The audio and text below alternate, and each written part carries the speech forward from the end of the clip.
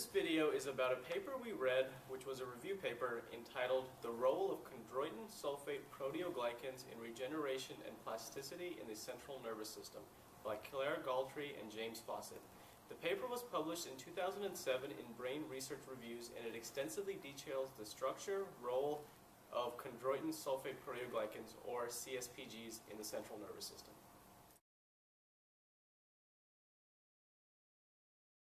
CSPGs are molecules that are secreted from cells that form the extracellular matrix.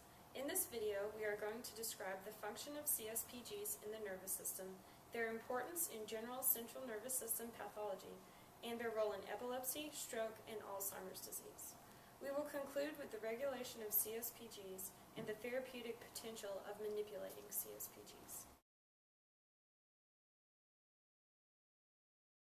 CSPGs are important in the development, maintenance, and aging of the normal central nervous system.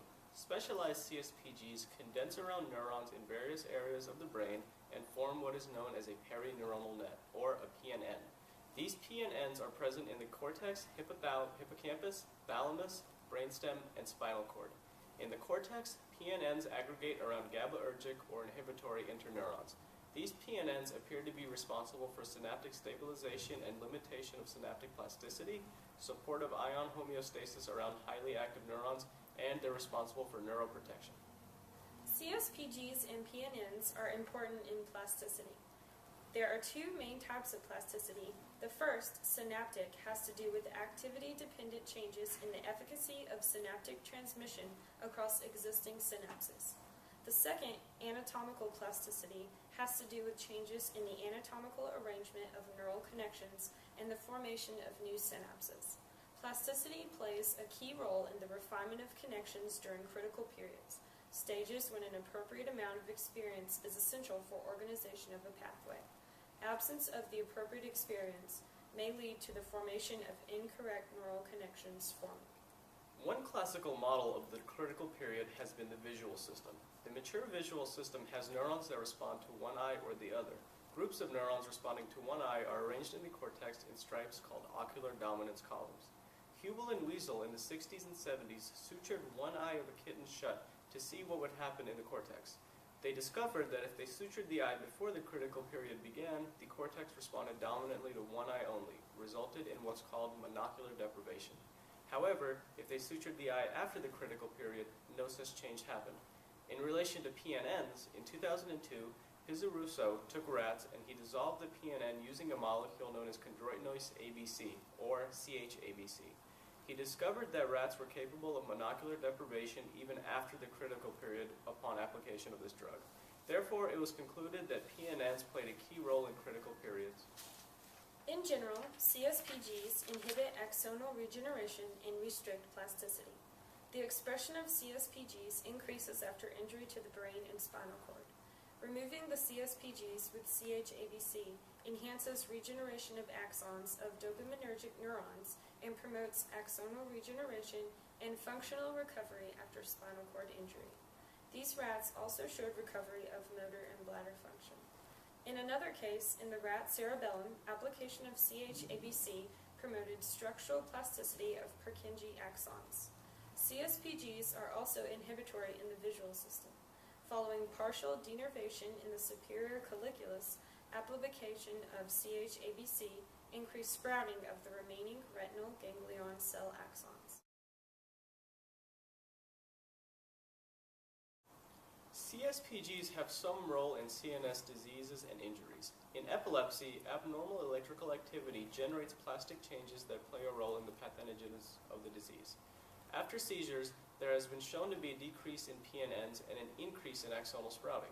This decrease of PNNs could be responsible for the increased plasticity of the brain, allowing the disease to progress. Following stroke, plasticity also occurs, resulting in reorganization of cortical maps. In rat models, there is a reduction of PNNs in the region around the infarction. There is an accumulation of the full-length CSPG neurocan following a stroke. This specific CSPG is only present in neonatal animals.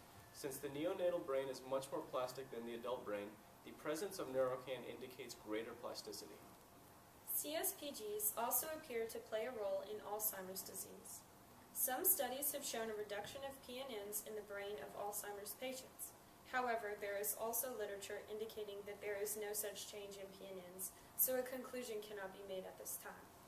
It is hypothesized that PNNs provide protection against excitotoxicity, oxidative stress, and the formation of neurofibrillary tangles.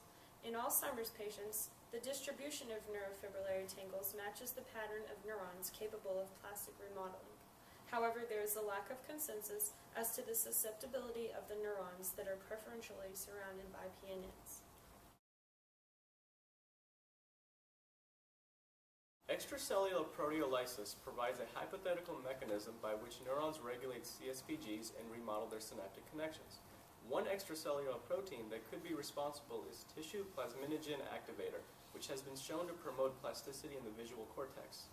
A class of proteases, matrix metalloproteinases, are expressed in significant levels in regions of neuronal plasticity in the adult CNS, such as the cerebellum. They are also rapidly upregulated following CNS insult and stroke. It appears that PNNs are cleaved by specific matrix-degrading proteases after an insult. Removal of the PNNs allows for synaptic reorganization.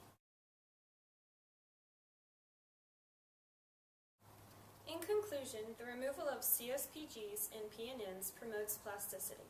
CHABC enhances axonal regeneration and restores plasticity to the visual cortex. The mechanism by which this happens has not yet been proven, but studies show that CHABC induces axonal sprouting on Purkinje cells both in vitro and in vivo. This increased sprouting could occur as a result of decreased amounts of pleiotrophin. As far as treatment strategies, inhibition of synthesis of CSPGs would be useful to prevent their upregulation following CNS injury. However, it may be necessary to remove the CSPGs already present because they are quite stable in the extracellular matrix. It seems that short-term degradation of PNNs may be a viable treatment option due to the increased plasticity it provides. However, there is no evidence as to what happens over an extended period of time.